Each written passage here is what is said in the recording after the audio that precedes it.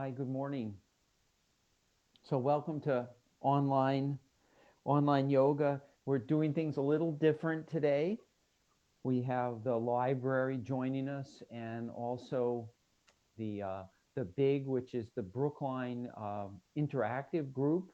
They're the local cable people, and they're going to be sharing this so that just in case people who do not have an internet connection, so they can actually watch the program as well.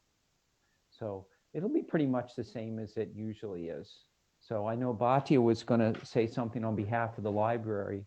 Um, I'm going to, you know what, we're informal, so I'm going to let the dog in. So hopefully she doesn't get into any trouble while she's here. She doesn't usually. When is Big gonna do that? I'm sorry?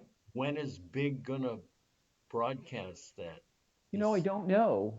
oh, Do you know Bhatia? I can find that out. We're broadcasting live right now.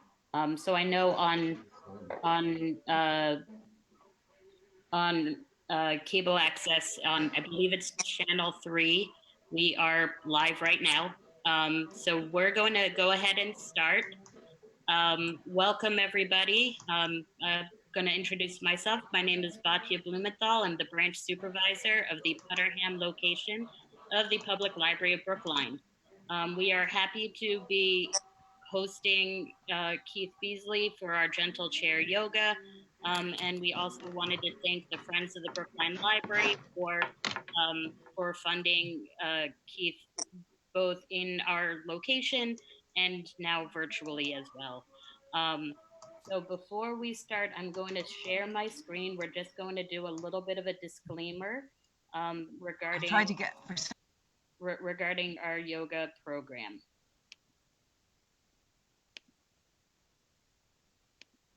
All right, I'm just going to read the disclaimer and then I'll give it back to Keith. So the disclaimer says participation in this yoga program could result in injury. Not all exercises presented here are for everyone. These exercises are not intended to substitute for proper medical care. Always consult your physician before beginning any exercise program. And the creators, teachers, and producers assume no responsibility for injuries in participation in this program. All right. And now it's back to Keith. Well, let's start out with a sound. We'll just settle in and sit up nice and tall. Just remember to breathe, and we want to feel supported by our chair. I have a bunch of chairs here. I'll talk about that in a minute, but let's just start out with a sound. So we're just going to listen, and feel free to close your eyes if you like. Close your eyes if you like.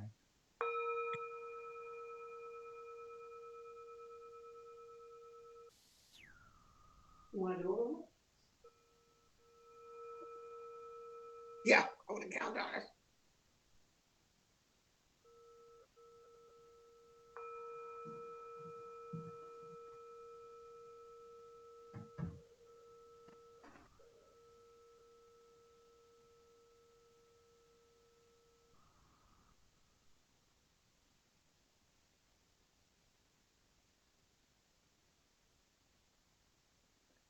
So this is a singing bowl.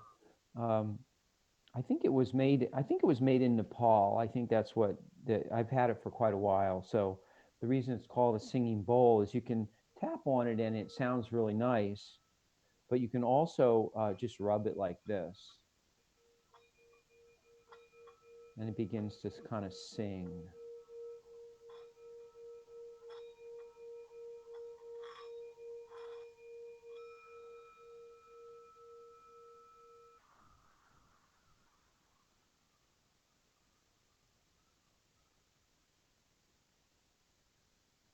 We're going to focus. Our class today is really about Hatha Yoga, which is it's really a physical experience with yoga. Um, it's a combination normally of postures, of asanas, and of breath work, or in yoga we would call it pranayama. Pranayama. Uh, but the other part, or a connected part with that, is the actual sound. And I know that things are, um, most of us are pretty limited in where we can go currently. We're kind of stuck inside much of the time. And things like sound, especially things like music, I know for myself, make me they make a big difference. And I know that one of the previous classes that we had that wasn't broadcast. This was before we were today. Uh, Somebody had actually mentioned that they were tuning back into the radio and listening to music, and whether that be classical music, but really finding something that uh, calms us down.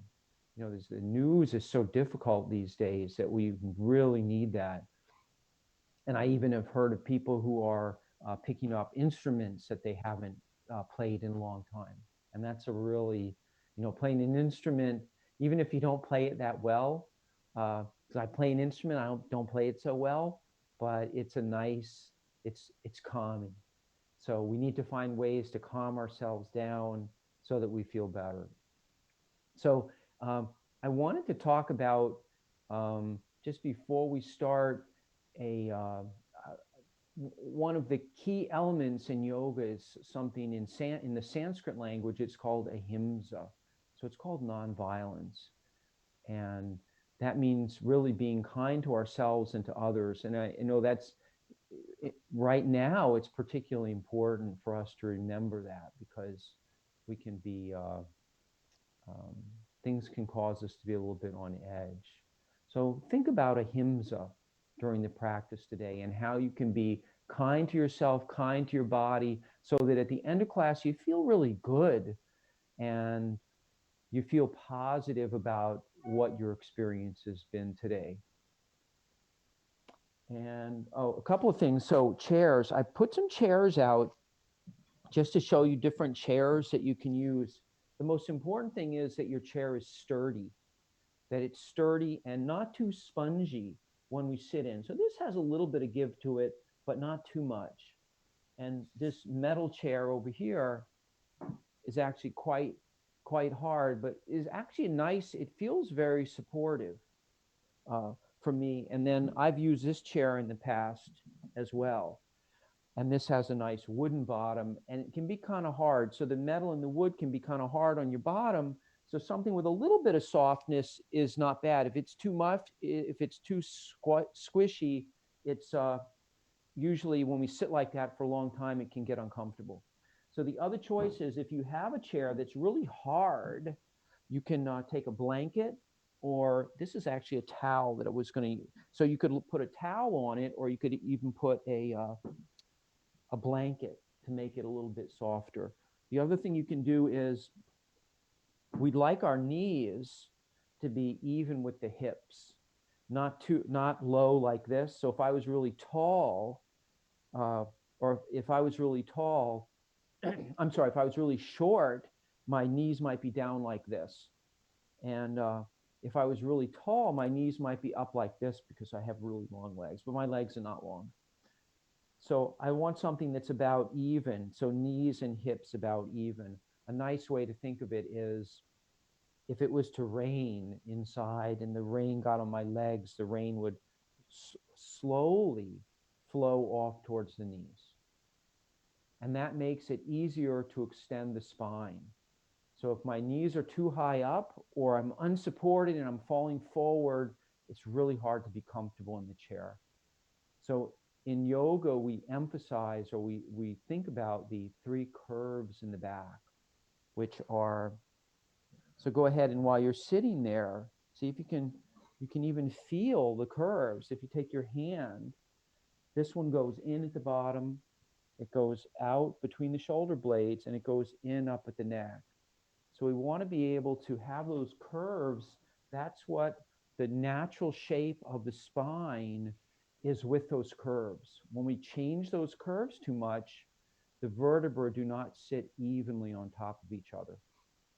And that can create problems, both compression of the discs. So let's sit up nice and tall, and we'll take a few breaths in with the hands resting somewhere on the legs or the knees. feeling the belly going in and out. And you're always welcome to rest your hand right on the navel, right on the belly button. And you'll be able to feel the belly going in and out with the breath. I'll turn sideways so you can see.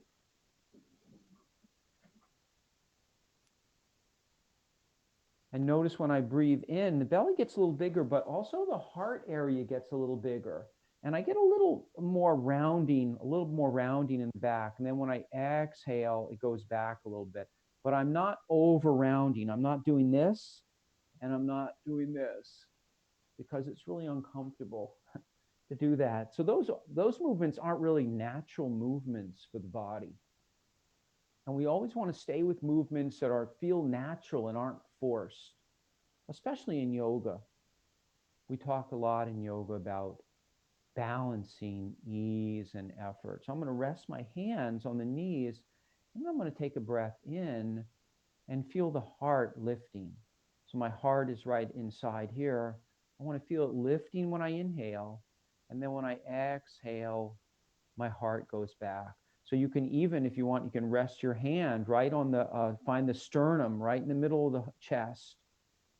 And the heart's right underneath there. And inhale and lift. And you might notice as you do this that the pelvis is actually rocking in unison with the heart going back and forth. So we get a little bit of pelvic tilting. I'll turn sideways so you can see. So when I inhale, I'm lifting up. I'm extending the spine. And then when I exhale, there's a little bit of rounding around where the chest is and the upper back. So I'm going to go back and forth like this. You might even notice the chin likes to go up and down a little bit. Always being careful not to drop the head backwards. Please don't do this. It's really hard on the back of the neck. So we never want to do that. Although if you want, you can let your chin come down a fair amount. The chin sort of naturally and easily can come down in the front. And then we'll add a little movement with the arms. So let's take a breath in. And as I breathe in, I lift my hands up. And then I let them float out as I'm exhaling. So the exhalation, the arms are floating down. And then the palms come together right in front of the belly. And then I'm going to begin again. I'm going to inhale and come up and around. You have some choices here with how big the circles are. So if you get any discomfort in the shoulders, then please make your circles smaller. So you notice that the movement is pretty similar. I'm getting nice range of motion in the shoulders, even with small circles. So you don't have to reach way up to get good benefit. And then we're going to go back the other way. So we're going to pause right in the front and just pause for a moment and spread the fingers apart like this without straining the hands though.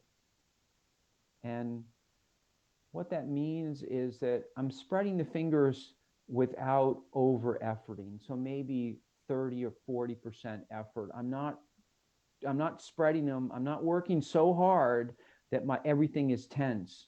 So right now, my whole hands, I don't know if you can see them, but my hands feel really stiff. So I don't want that.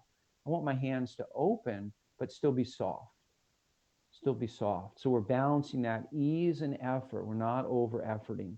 And then we're going to exhale and the hands float down. And then I turn the palms up and then the palms come up and come together and then down. So I'm inhaling, palms up, arms up, and exhaling, softening, letting the hands come down. And you might find the chin lifts up a little bit as the hands come up and then goes down as the hands go down.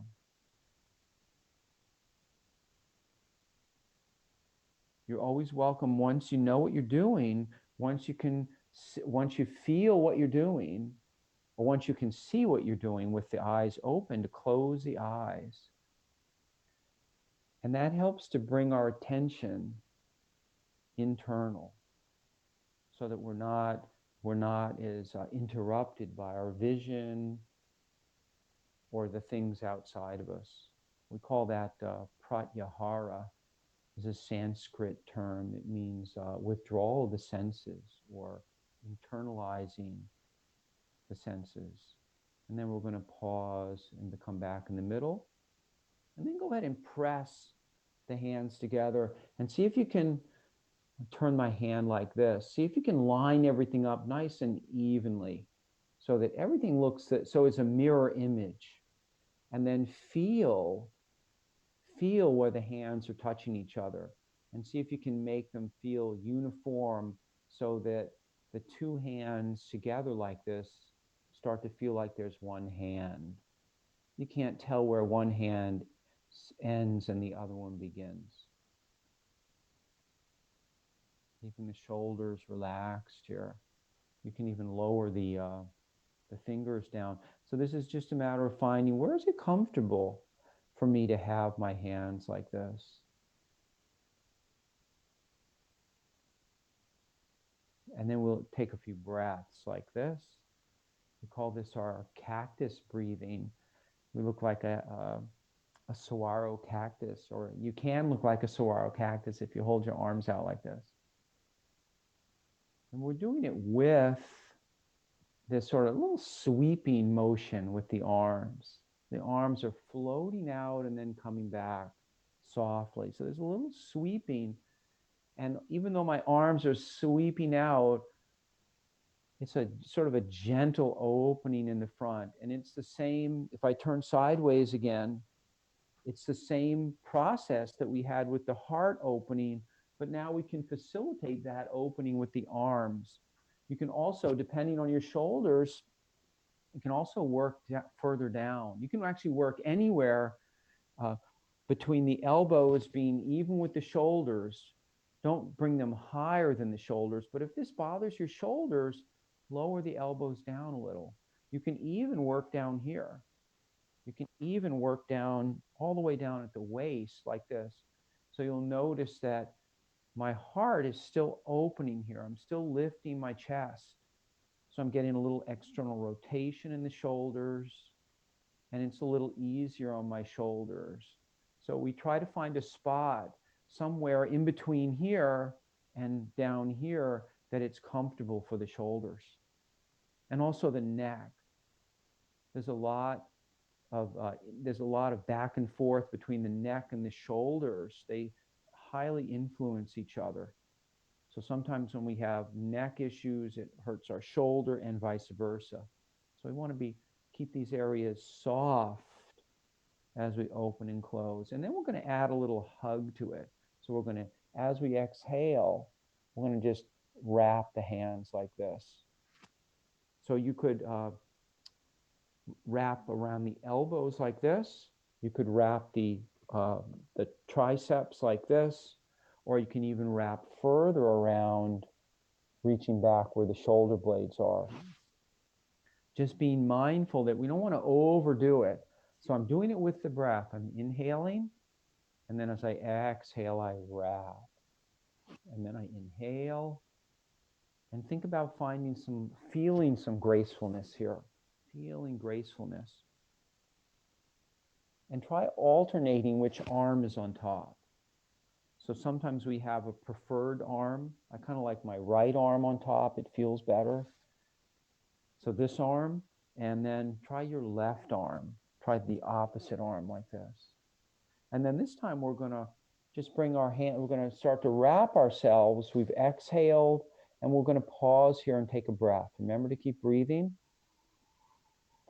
And then the next time you inhale, after you exhale, inhale and let the arms come apart. So we're going to wrap ourselves and pause there for one breath.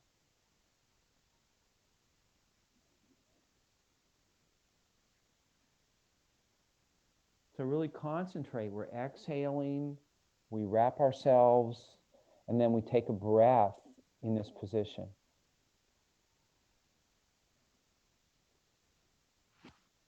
And one more time, switching the opposite arm on top this time.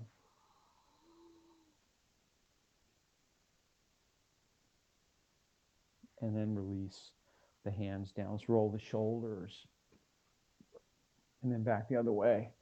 So we're going to warm up. Actually, let's warm up a little bit. I don't know how cold or warm it is in your house, but you can regulate your temperature. I usually have a scarf here. So this time of year, it can still be cold, and ways to regulate your temperature are a scarf is a nice way to keep the heat in. We lose a lot of heat from the neck, and the same thing with the head. Some sort of a hat is a great way. And then the nice thing about this is if I start to, let's move the feet like this. Let's lift the knees up like this. So as I start to warm up a little bit, as I'm exercising and I start to warm up, I can take some of these things off to cool myself down, and I can easily put them back on. So we regulate our temperature that way. It's also good, always good to have a little water, especially if it's still kind of dry. Just even get a little sip of water before your mouth gets too dry, and it can cause us to cough if we get too dry. And so I'm going to start out with just lifting one knee up, kind of like marching. And actually, we can even, let's add the arms to it. So this is a nice way to warm up. If you, so with this class, this is a chair class. You have an option if you want. You can stand up during portions of the class. And I'll try to remind you when you can do that. So one isn't better than the other. Sitting or standing isn't better. It can be nice, though, to switch the position a little bit, because sometimes that helps us be a little more, the back feels better. The back really appreciates it when we change our position, even if it's changing our position in the chair, so that we're not always sitting with the back of the chair in this exactly same place in our back. So if you want to, you're welcome to stand up and march in place this way. So it's really kind of your choice. If you're concerned at all about balance, you can always have two chairs, one to sit in and then one in front like this, and you can have your fingers resting on the chair. So yoga in many ways is about experimentation. It's about individual. Traditionally, yoga was always taught on a one-on-one basis. There were no group classes. And that was because everybody was really different. And so teachers would teach students based on what the students' needs were. So if you notice that as you start to lift the knees up, the higher you lift the knees up, the harder it is. So you may want to regulate. You may just want to lift them up, the feet just up a little bit. You'll notice that the abdomen here is working. The core muscles here, in order to lift the feet up, the core muscles have to work, the quadriceps have to work, the hip flexors have to work. And it's nice to add the arms. And you can get a little bit of just turning like this. If you have arms on the chairs, you want to be careful. Please don't bump your elbows into the arms. So remember, we're practicing ahimsa in our class today, nonviolence. You want to be very careful. And if you're standing, it's the same thing. It's the same thing like this.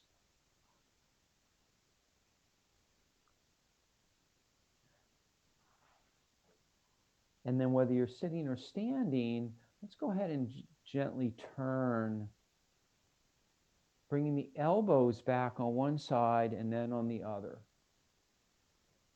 So this is a gentle twisting. We'd like to be feeling the movement happening down here in the belly. So almost like a diagonal movement across from the hip up to the opposite shoulder. So you could even think of it that way, moving the shoulder back. And then feeling this lengthening along this diagonal path, and then going on the other side. So these turning movements are really, really good for digestion and elimination. Really good, because they're gently pressing on the intestines and the internal organs there. And then we'll come back and we'll sit up nice and tall. I'm going to do a little, so you should be a little warmer from that, hopefully. That was the idea anyway, to warm up a little bit. And let's take a couple of breaths. Actually, let's do a couple cactus breaths. Inhale. So wherever your arms are, whether or not they're down, whether or not they're higher up, doesn't matter. Find what feels comfortable for you. And exhale. You can even give a little sigh as you exhale. So sighing is the one of the bodies, one of our ways to relieve tension. So relieving tension. I also just read somewhere that it can be nice to you put your hand on your heart, right on your heart. I guess there's nerve endings or something in the hand and the heart. I just read this today. I have to look a little further into it. But just resting our hand on our heart, feeling our heart beating underneath, can be very calming, because the heart's a very rhythmical. I guess this invokes the parasympathetic nervous system. And that's the part of the nervous system that calms us down. It's the opposite of the fight and flight response. And we're going to work on all the joints now. So again, feel free to stand if you want. You're always welcome to stand. You're also welcome to change your position, to maybe stand for a minute or two and then sit back down, so that you're not always in the same spot. But remember, if you're standing, if you decide to stand up, please make sure it's safe to do. I'm going to open and close the hands.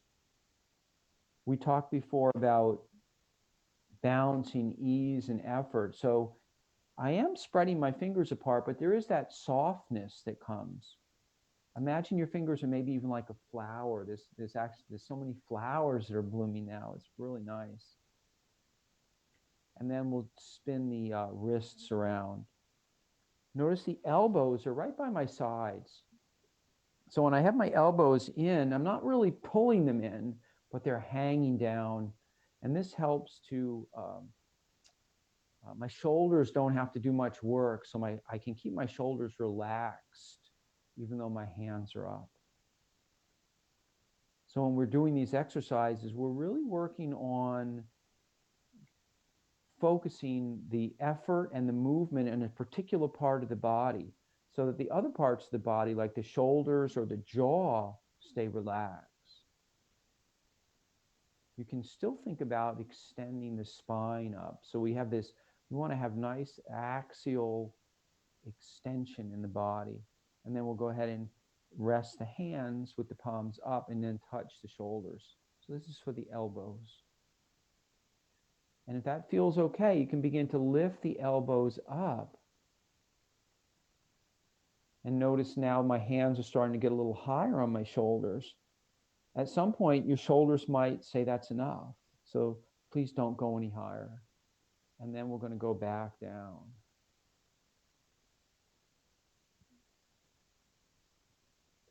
And then we'll roll the shoulders. And then back the other way. We're going to do our necks, the neck next. So remember, it has the smallest vertebra, so we want to be careful and be very gentle with our neck. So we'll go ahead and we'll start out, we'll turn to one side and then to the other. And if you imagine, like a conductor would move their hand back and forth, it's a nice way to follow with the head. Notice it's nice and slow back and forth. And let's go ahead and circle up and around. Circling up and around. Here you can decide how big your circles are. You're welcome. If you want to make bigger circles, you can.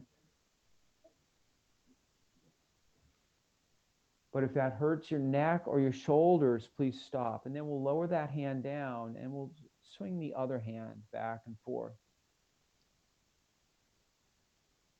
You can even, if you want to make a little bigger dip down in the front, the gaze will come down further the more you dip down. So I'm really following my hand with my gaze, following my hand. This is a good way to encourage concentration of the mind. Concentration. And then we're going to go ahead and circle around. So I think we were going, I think this is the opposite direction. I didn't actually tell you which way to go before. So if you can, try to go the opposite direction with this hand. And I'm still following my hand around with the head. So my eyes aren't moving too much in my head. It's more my head is moving around. And then I'm going to come back to the center and I'm going to start to just circle my hand around. And then I'm going to circle my finger around like this. And then circle the finger the opposite way. So notice at this point, my arm isn't really moving. It's just the finger. And then I'm going to start to move my wrist and the finger. And then I'm going to start to move my elbow and my whole hand. And then I'm going to go back to the swinging the arm around. And let's bring that hand down. Let's do the opposite side now, starting with the finger. So notice everything here is relaxed. My arm is relaxed, my elbow, just holding my finger out. And I'm going to circle my finger. And you might find one is easier to do than the other. Usually if you're right-handed, it's easier to, and then I'm going to start to make the circles a little bigger by adding the wrists. So notice the elbow is really not moving very much. So it's the finger and the wrist. And now I'm going to start to move the elbow. And the shoulder is not moving very much. It kind of stays in the same spot. And then I'm going to move the shoulder, the elbow, the wrist, and the fingers around.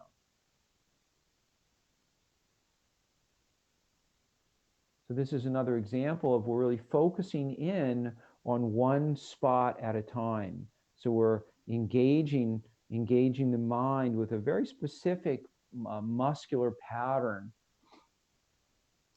And let's take a couple of breaths. Inhale and give ourselves a little hug again. Inhale. Oh, and so if you're standing, feel free to sit down. And if you're sitting down and you're okay about standing, your balance is okay, feel free to stand up. So just changing our position can be really nice. And then we're going to, so if you're standing, please go ahead and sit down and walk the feet out a little bit and come towards the edge of the chair. So it's a little bit like this. So notice that I'm away from the back of the chair. And just a little, I brought a couple of things to show you that you can try while you practice. In yoga, we often use blocks, but you don't have to use a block. A block is really just a prop. I mean, blocks haven't really been around that long. People used to have wooden blocks, these big wooden blocks. But if you want to use something like a towel, sometimes putting something, say, between the legs can help to stabilize the knees. And also it starts to work the inner thigh muscles. So that little bit of just holding, or so I'm not squeezing too hard. I'm just squeezing hard enough so the towel doesn't fall down. And the same thing if you have a yoga block, or you have a blanket, or even a pillow from your couch. And you can make it a little wider by folding it in half. And so this is a nice way to engage these inner thighs, especially when we do some of the sitting exercises. So I'm going to use this pillow, and I'm going to start to lean forward, and then I'm going to come back up. And as I lean forward, I'm gently squeezing the pillow, And I'm also pressing my feet into the floor. So remember, you don't have to use a pillow, but you can try it and see. And if you don't have one this time, you can bring one next time. Or a rolled up towel. This actually is, I think this is a bath mat with a couple of rubber bands on it. So you could even use string if you wanted. And we're going to come forward like this. And then I'm going to press my feet down into the floor as I come back up. So I'm thinking about pushing my feet down as I come back up without rounding my back. So I'll turn sideways. So this movement, the movement is really coming, the bending is coming from the waist, and my back rounds a little bit, but I try to keep it relatively straight. So I'm not doing this. And what happens when I do this is all the vertebra down here in the lumbar spine, the front part of the vertebra gets squashed and the back part opens. And we don't really want that. It's not good for our back. So I'm coming forward, folding really at the hips. So if you want to, you also can, if you take your fingertips like this, and you take your fingertips and you find your front hip bones.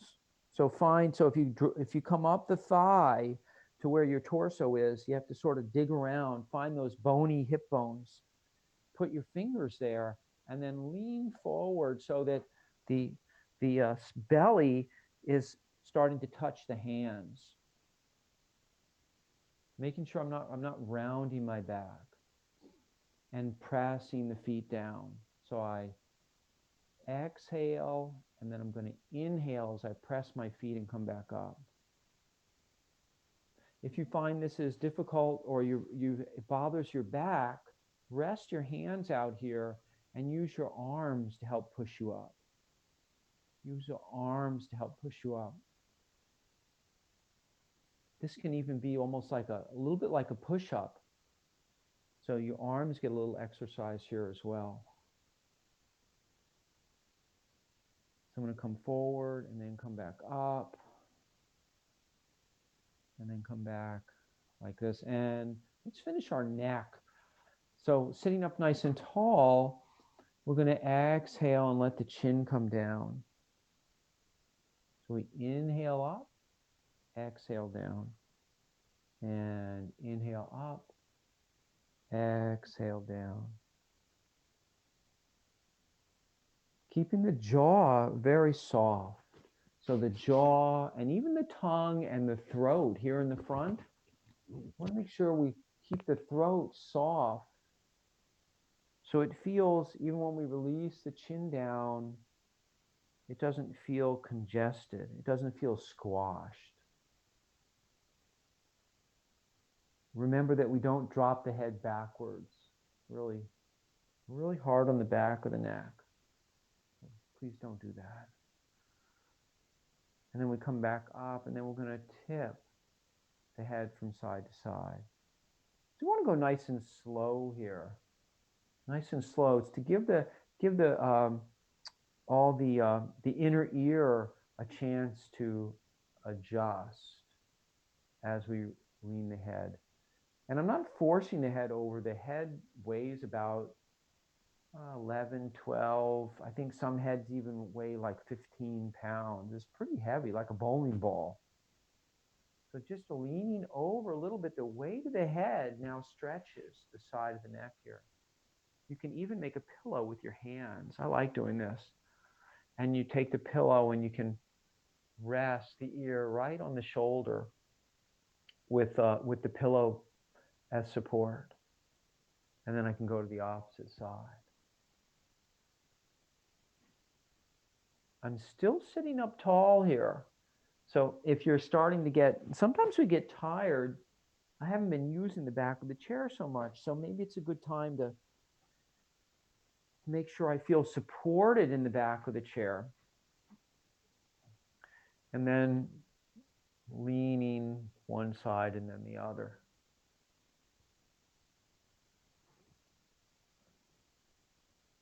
Remembering to keep breathing. So even though this seems like a very simple kind of exercise that we're doing, this just releasing, relaxing the neck up here, we're doing it in conjunction with the breath. So we can inhale up and exhale down, and inhale up and exhale down, and one more, inhale up and exhale down. Now let's come back up and we'll roll the shoulders. And let's go down to the feet. So I have my feet on the floor, and I'm going to, let's lift both feet up and circle the ankles around. So my feet are just barely off the floor, and I'm going to go the other way. And let's add the wrists to it. So we circled the wrists before, but now we're going to do them in unison. So notice that as the feet are circling around, my fingers and toes are pointing in about the same direction. So when my toes are pointing in, my fingers are coming in, and vice versa. And I'm going to slow it down a little bit.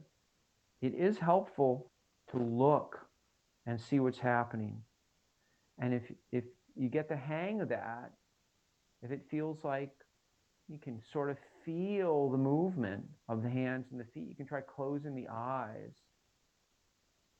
and see if you can still keep them in unison. So now we have to feel where they are in space. We call that proprioception. We're going to go back the other way now. So it's nice to start out looking and then making sure they're nice and even and in sync. And then if you feel comfortable, you can try closing the eyes. And usually it's harder. It's definitely harder to close the eyes and do it. And then we're going to rest the hands and the feet. And let's rock the feet. Actually, first let's lift and spread the toes. Lift and spread the toes. I'll take off a sock so you can see. But if you know how to do that, please go ahead. So I'm lifting and spreading the toes out. And then I relax them back down. I lift and spread and relax. Lift and spread, relax. This is really good, especially since we often spend so much time with our shoes on and our toes get kind of squashed together. So it's nice. So if you're around the house and you can wear like slippers, or, the best thing to do is really go barefooted, but it's kind of cold for that. And it might even be slippery. So be careful if you do go barefooted. And let's rock the feet. But feet are much happier, if the weather's warm anyway. Feet are very happy to not be in shoes.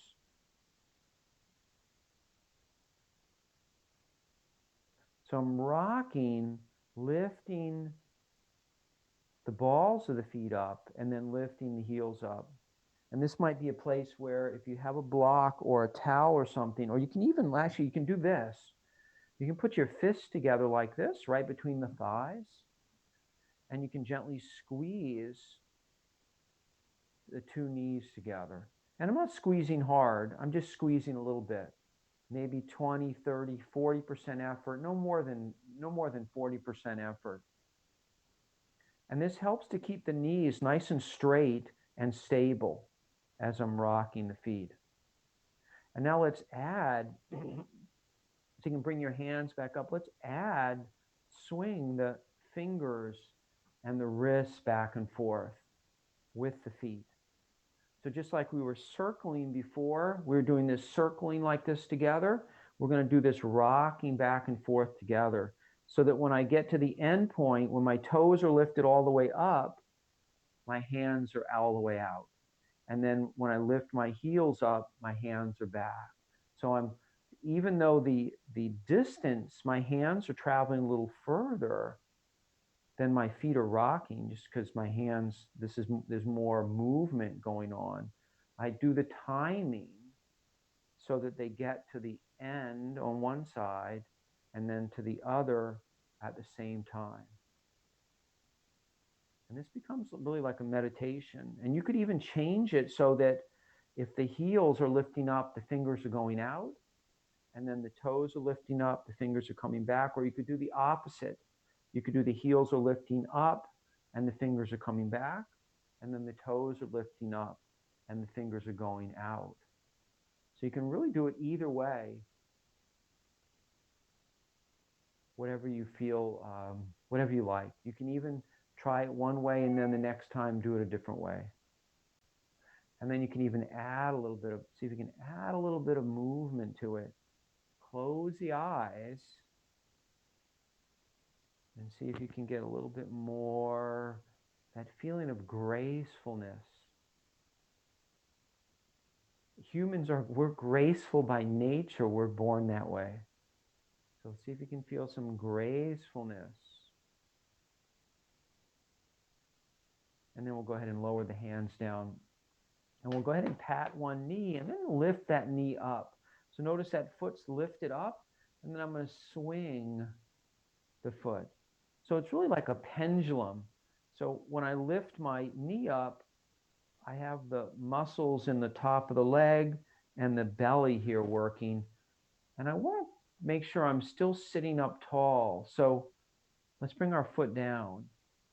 So you'll notice that when we lift our foot up, it's harder to maintain our extension in the spine because we don't have as much support. We take a foot away and now our weight wants to move to this side, and it's harder. Our back muscles, our belly muscles have to work harder. So let's even try this. Try resting your hands right on your belly like this. And when you lift your foot up, think about feeling the engagement of the abdomen.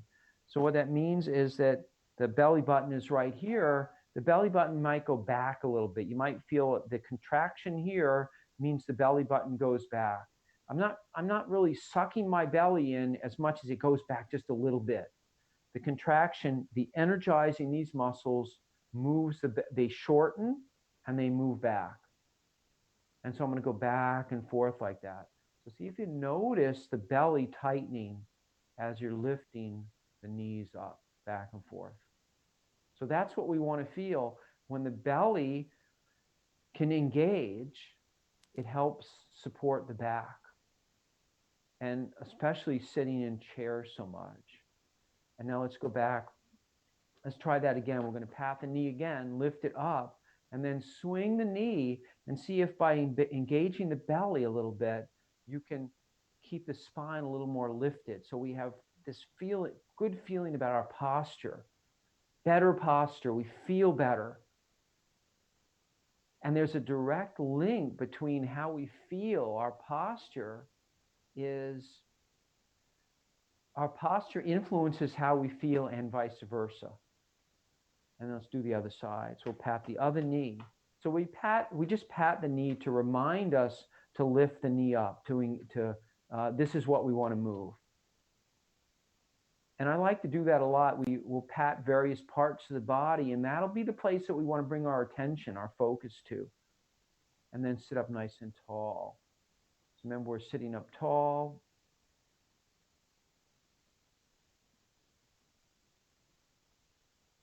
And then go ahead and lower back down. And then we're going to lean from one side to the other.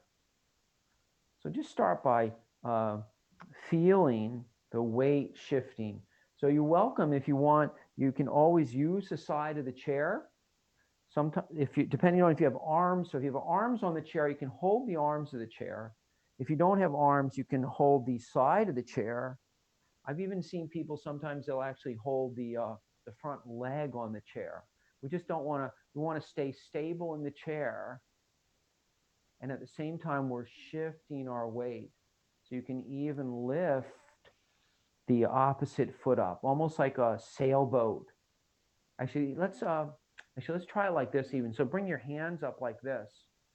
And so as I lean over, notice that my body is still relatively straight. I'm not curving over like this. I'm staying relatively straight. My arms are just sort of reminding me to stay straight. So we want to stay straight. And then if you want, remember, you can use your hands for support. And you'll start to feel this in the belly. This is working in the belly, back and forth. And we'll come up and we'll slide forward in the chair.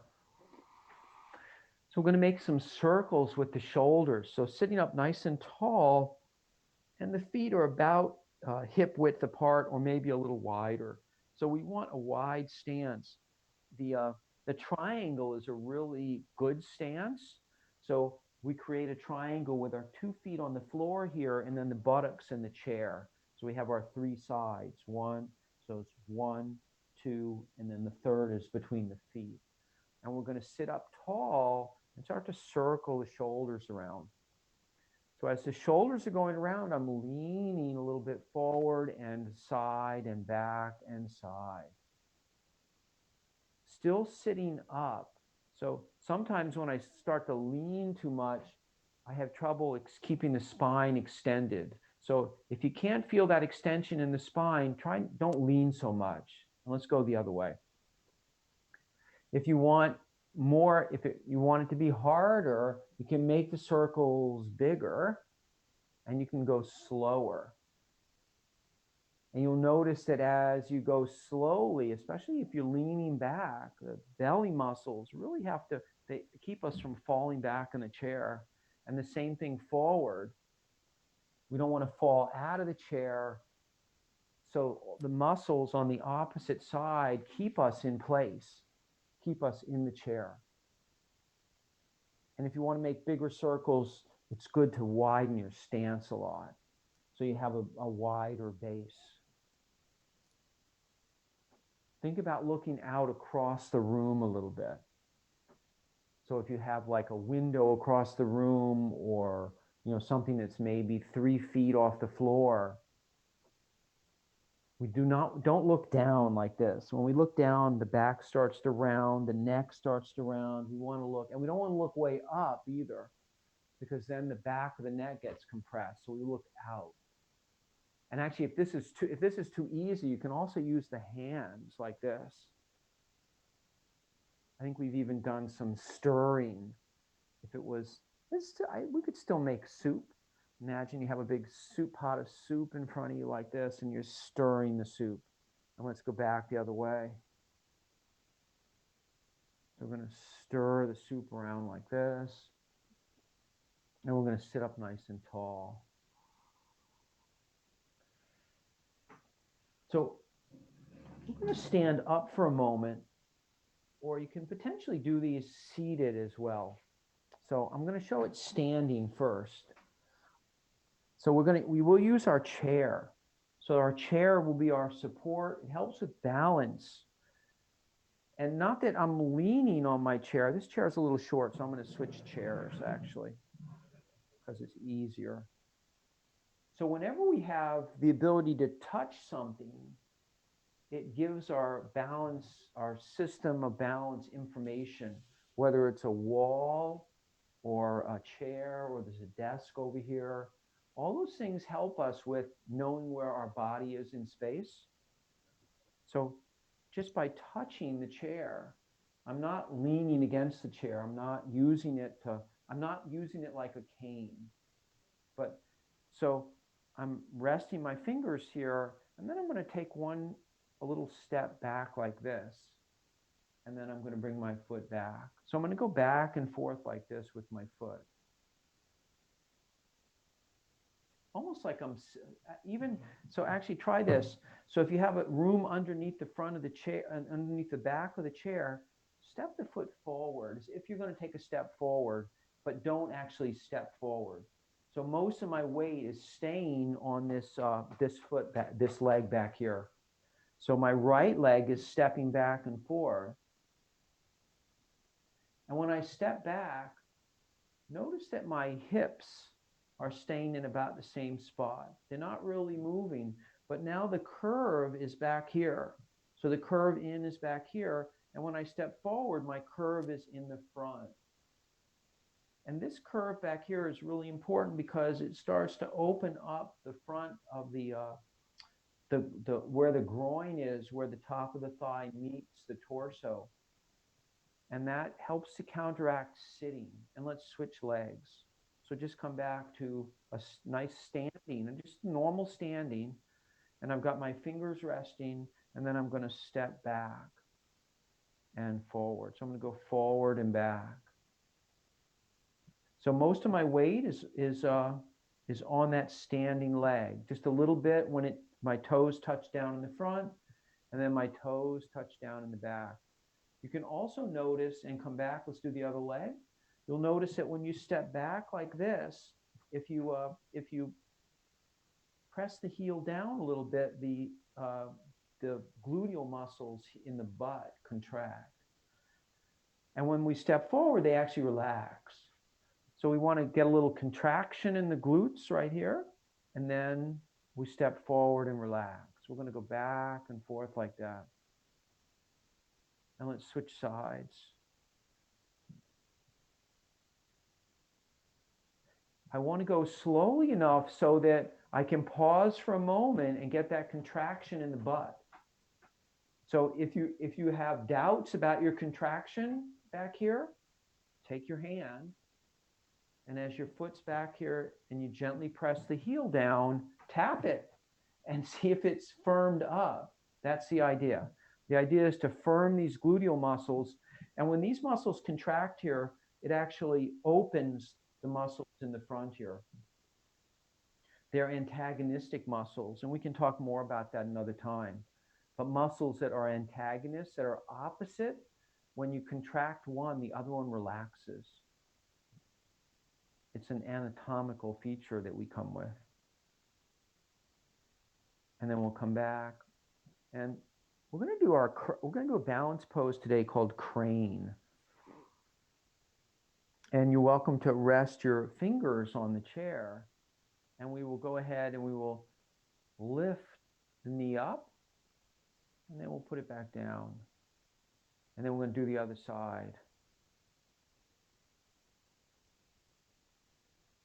Think about, as you lift the knee up, think about the opposite leg pressing down into the floor.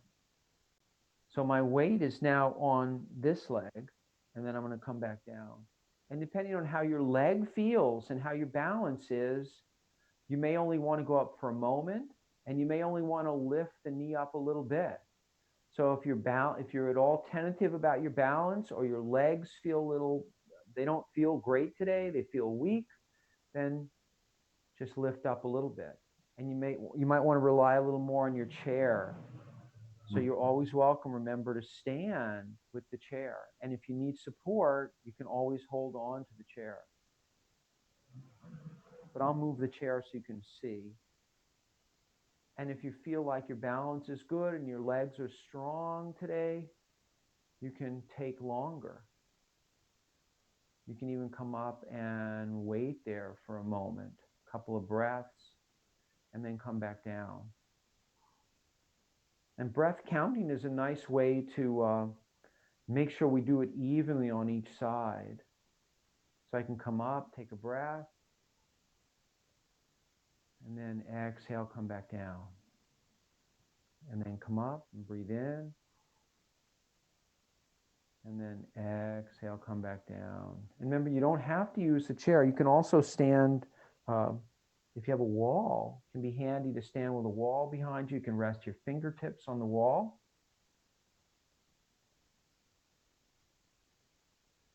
It's another way, because remember, we can get our balance information can come from even just touching the wall. It's easier to balance if we have something that we can touch. And then we're going to sit back down.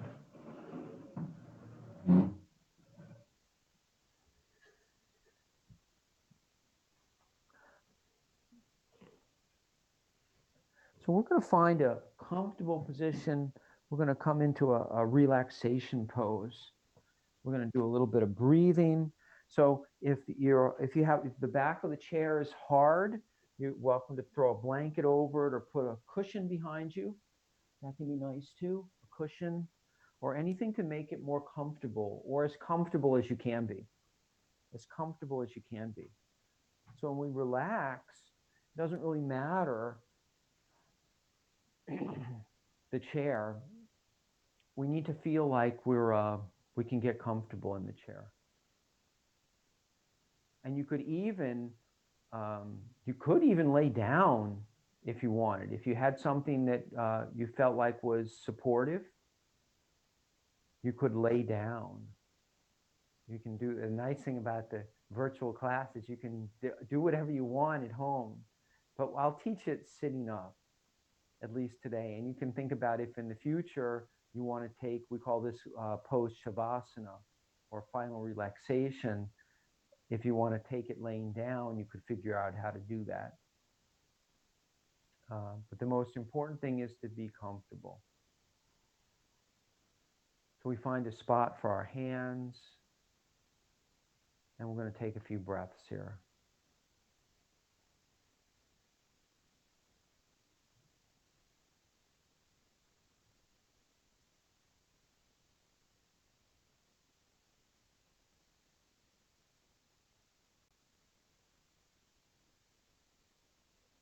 We started off talking about the breath, and we're going to complete the class today with a little bit of breath work. The breath is really our connection between the body and the nervous system.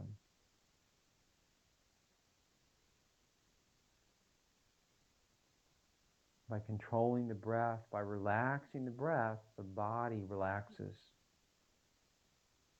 and vice versa. When the body gets excited, the breath gets excited, and we breathe harder and faster. And when we want to relax, or when we're relaxing, the breath slows down,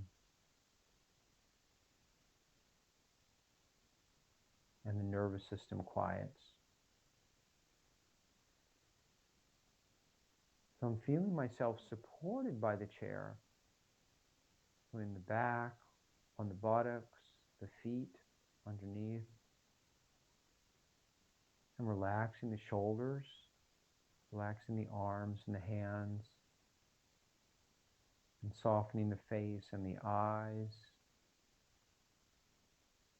releasing the jaw and the tongue and the throat. Relaxing the back of the body, the shoulder blades, the middle back, the lower back,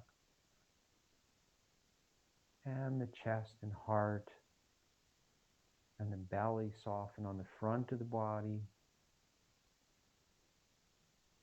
and the hips and the buttocks. The whole pelvic area relaxes. The legs soften, the thighs, knees, shins and calves. We release the ankles, soften the feet, and relax the toes.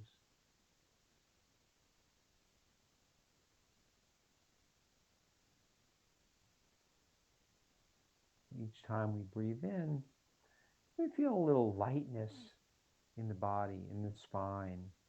And each time we exhale, we feel a grounding, a connection with the earth underneath the feet, underneath the buttocks, and a softening of the body, a releasing, a relaxing, a letting go.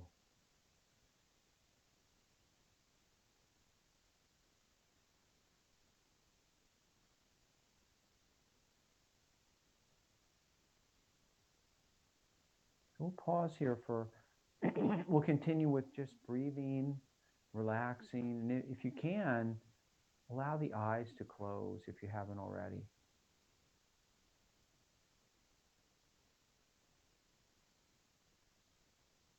And we'll stay here for about a minute until you hear the sound of the bell. Just thinking about the breath, feeling the breath, and allowing the body to soften each time you exhale. The body relaxes a little bit more and go a little deeper into our relaxation each time we exhale. So we'll start now for about a minute of silent meditation.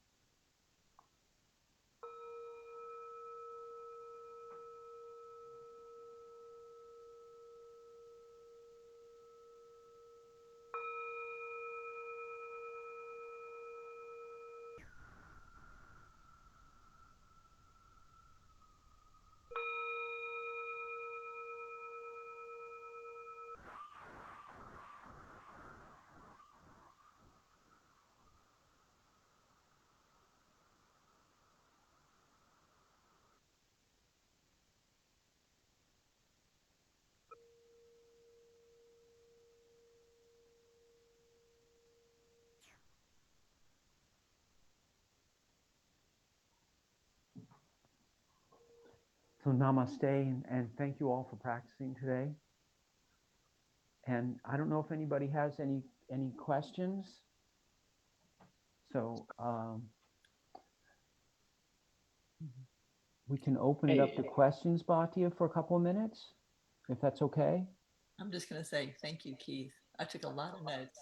And if I have questions, I'll send them to you through email. Okay. All right. Thanks, Elizabeth. Yeah. Anybody else? Any questions?